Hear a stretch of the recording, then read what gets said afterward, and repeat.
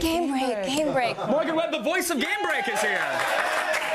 Your VO is so seductive. That's not me. How's this on you? That's not me. I'm kidding. It was Sessler. Assassin's Creed 2, the first game, took place during the Crusades. Yes, and you liked it a lot. I know you played that game a ton. I beat the game. I did the same 3 missions over and over again to beat the game. And no. But you liked it. That was the common criticism of the game, was that it was like the same 3 mission types. I still beat the damn game, so I'm not complaining about it. I enjoyed it. I had a good time with it. Where are we in Assassin's Creed 2, and what is taking place? Okay, we are in Renaissance, Italy, which is actually really great because they needed a city in a time period with a lot of verticality, but ones that still felt very historical. Sure. And they spent a lot of time actually figuring out what facade the building actually had at the time of the game. So there's actually like a little bit of history, and you get a better feel of what it's actually going to feel like. Now, here you can see there's one of Leonardo da Vinci's flying machines. Yes. He's your buddy in the game. He's going to help you out. You're hanging out with Leo? You're hanging out with Leo. He's your buddy. Okay, cool. He's your new BFF. You get a latte and then build flying wooden birds. That's exactly. cool. So he hooks you up with a lot of different things. So obviously, since we're seeing a flying vehicle, or at least it appeared there, right. It's not just scaling buildings and running around anymore. There's different gameplay elements and modes. There's different gameplay elements and modes. We still definitely have like horses and that kind of thing. But of course, the main point of Assassin's Creed 2 is the free running. Right. Which is just smoother and faster this time. Well, tell me, because in a post-prototype, infamous Uncharted 2 world, is the free running still like a satisfying thing? Can we talk about that? Or does it hold up? Does it still give you a good sense of motion and control of the character? You know, I definitely played the game. Now, I haven't obviously able to play the game in its entirety. Sure. We went to a press event and we just played as much of it as we could at that time. But the free running is very fluid, and once you get the hang of it, you set your sights out and you just see where you need to go. Right. You get a line and you stick to it. Yeah, exactly. What about the combat system, though? I mean, in the first. Okay, go ahead. I'm sorry, this excites Apparently, me. I just placed a sparkly ball on a tee.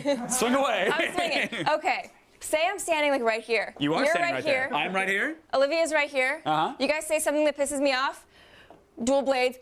What? Down. What? Suckers. All right. It's pretty. You feel like such a badass. I cannot even explain it to you. But I think you just did. You just dual bladed me and imaginary Olivia and dropped us. Sorry, imaginary Olivia. She's good. She's good.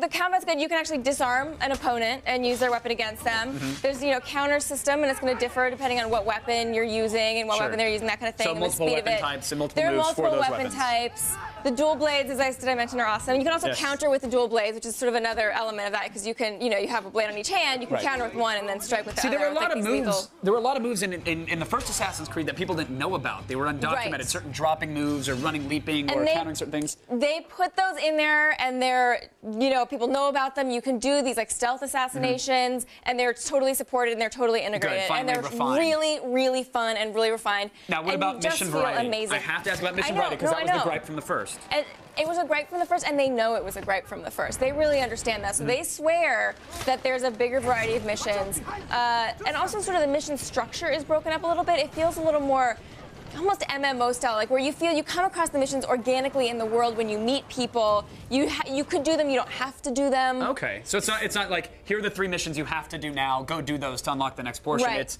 here are 15 missions. Go figure out which ones you want to do and when you want to do them. You are exploring the world, and you run into somebody, and you're like, "Do I want to help this person out? Nah, I don't like your face." No, I'd rather stealth blade them and take them out. That's what I'm going to do to everybody. For those that missed X Plays Assassin's Creed 2 special, first of all, how dare you? I know, right? You terrible human beings. But they shouldn't despair. Why? Because right after Attack of the Show tonight, it's going to air again. You guys don't even have to change the channel. Miss Webb, you are a ray of sunshine on an otherwise cloudy day. How did you do that? I know. How did you do that? Also, you can go to g4tv.com/AC2 for more information. You have interviews with the game's creators and all that good stuff. We have tons of interviews with the game's creators, with historians, all that kind of stuff. It's good stuff. Awesome. Morgan, I can tell you're excited for the game. Yes. I will be watching the special for a second time. Awesome. So thank you. Morgan Webb, everybody. And don't forget, Assassin's Creed 2 comes out November 17th. Once again for Morgan Webb. Give it up for yourself. Thank you. Woo, go me.